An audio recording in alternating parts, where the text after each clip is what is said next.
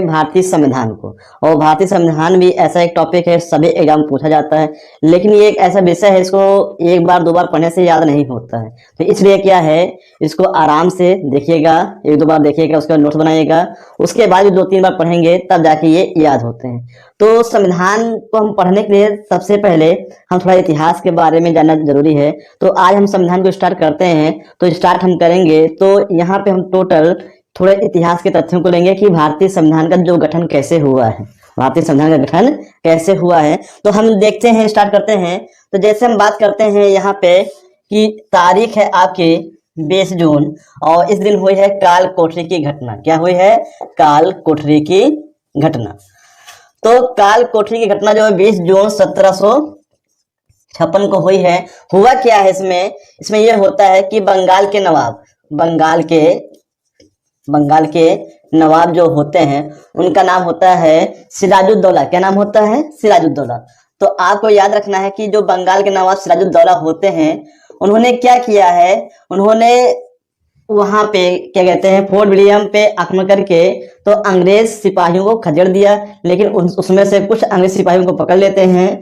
तो उसमें से 146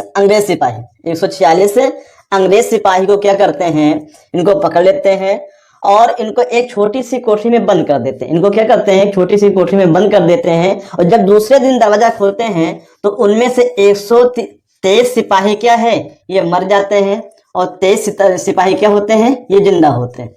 ये आपके जिंदा होते हैं और इनकी क्या हो जाती है? मृत्यु हो जाती है। तो इतिहास में इस घटना को किस नाम से जाना जाता है? इसे जानते हैं ब्लैक होल ट्रेजेडी। अंग्रेजी में क्या कहते हैं? ब्लैक होल ट्रेजेडी का घटना घटी है। ये 20 जून 1756 को घटी है। हुआ क्या है, बंगाल के नवाब सिराजुद्दौला ने 146 अंग्रेज सिपाहियों को एक छोटी सी कोठरी में बंद कर देते हैं, और दूसरे दिन जब इसको खोलते हैं तो उनमें से 123 जो अंग्रेज सिपाही होते हैं वो मर जाते हैं, और 23 सिपाही क्या होते हैं, वो जिंदा बचते हैं। इसलिए इसे क्या कहते हैं इतिहास में? काल कोठरी की घटना कहते हैं।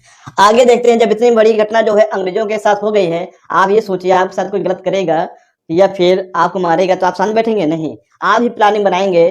तो अंग्रेजों ने प्लानिंग बनाया, क्या बनाया है कि उन्होंने किया है प्लासी का युद्ध। तो यहां से याद रखिएगा 23 जून, जस्ट एक साल बाद 1757, और ये होता है प्लासी का युद्ध। प्लासी का युद्ध, जब प्लासी का युद्ध होता है, क्यों होता है? कारण यही है, काल कोठरी की घटना। तो उस समय जो मद्रास में कौन था? Robert Clive. तो रॉबर्ट क्लाइव उस समय बिल्कुल यंग था, 18-19 साल का ये लड़का था। तो अंग्रेजों ने इसे ही क्या है, बंगाल में भेजा। तो रॉबर्ट क्लाइव ने क्या किया है कि उस समय जो बंगाल के नवाब सिराजुद्दौला थे, इनकी कमियों को जाना, तो उनकी कमियों का फायदा उठा के क्या है, इनके ऊपर आक्रमण कर देता है। और सिराजुद्दौला का एक सेनापति होता है, उसका नाम है मीर जाफर। तो मीर जाफर को चुपके से अपने अंडर में कर लेता है, और ये जानकारी जो है बंगाल के नवाब सिराजुद्दौला को नहीं हो पाती है। और युद्ध होता है 23 जून 1757 को, प्लासी का युद्ध। अगर ये पूछे किसके बीच हुआ है, तो आपका आंसर होगा अंग्रेज प्लस सिराजुद्दौला। अंग्रेज प्लस सिराजुद्दौला। तो अंग्रेज और सिराजुद्दौला के बीच में क्या होता है? प्लासी का युद्ध होता है, और ये युद्ध होता है 23 जून 1757 को होता है। किसके बीच? अंग्रेज और सिराजुद्दौला के बीच। इसमें होता क्या, इनका जो एक वफादार सेनापति होता है उसका नाम होता है मीर जाफर। क्या नाम होता है? मीर जाफर।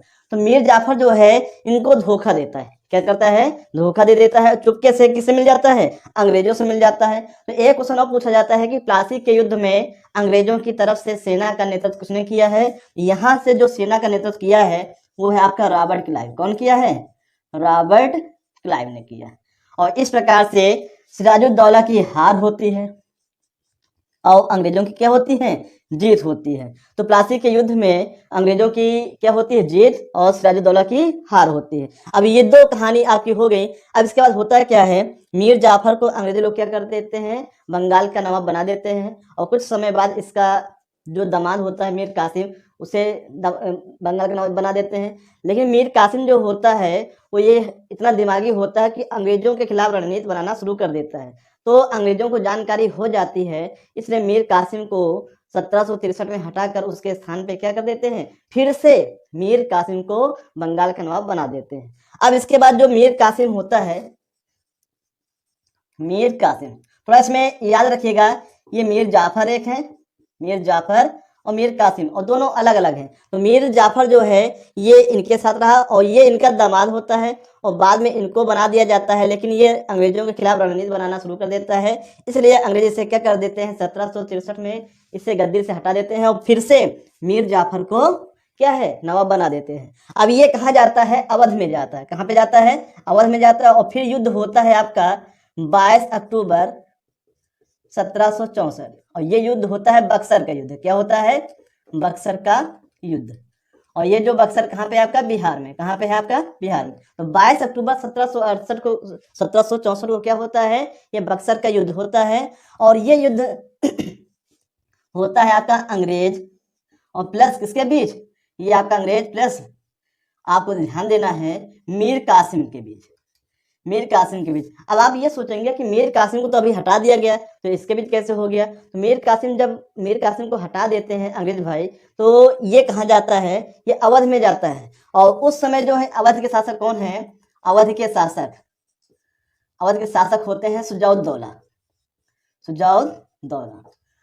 तो अवध के शासक होते हैं सुजाउद्दौला। और जब मीर कासिम इनके पास जाता है, तो पहले से ही मुगल बादशाह जो होते हैं शाह आलम द्वितीय, वो भी शरणार्थी का जीवन बिता रहे थे। किसमें, ये सुजाउद्दौला के यहाँ। तो अब यहाँ हम कह सकते हैं, यहाँ पे है शाह आलम द्वितीय, शाह आलम द्वितीय। तो मीर कासिम, सुजाउद्दौला और शाह आलम द्वितीय ये क्या होते हैं, मुगल बादशाह होते हैं। क्या होते हैं, मुगल बादशाह। तो मीर कासिम अवध के नवाब सुजाउद्दौला, और मुगल बादशाह कौन होते हैं, शाह आलम द्वितीय। और इन तीनों की संयुक्त सेनाओं का मुकाबला किससे होता है, अंग्रेजों से होता है। किससे होता है, अंग्रेजों से होता है।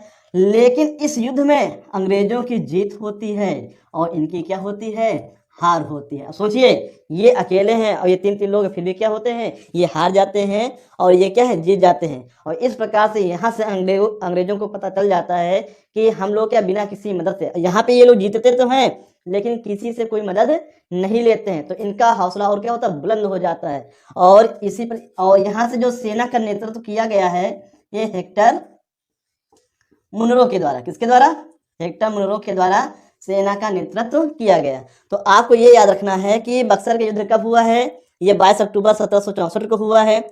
और यहाँ पे जो युद्ध हुआ है अंग्रेज और मीर कासिम के बीच, मीर कासिम का सहयोग किसने दिया है, सुजाउद्दौला ने दिया है। और इनका और कौन साथी हुए हैं, शाह आलम द्वितीय, ये अवध के शासक होते हैं और ये मुगल बादशाह होते हैं। लेकिन इसमें जो अंग्रेजों का सेना का नेतृत्व हेक्टर मुनरो ने किया है। और यही क्या होता है, इसके बाद ये जीत का कांड बनता है ना। तो इस प्रकार से अंग्रेजों की जीत हुई और मीर कासिम की हार हुई। तो ये जो तीन घटनाएं हैं, इन्हीं घटनाओं के माध्यम से जो क्या कहते हैं कि अंग्रेजों का विस्तार हो जाता है। अब यहाँ थोड़ा हम और बताएंगे।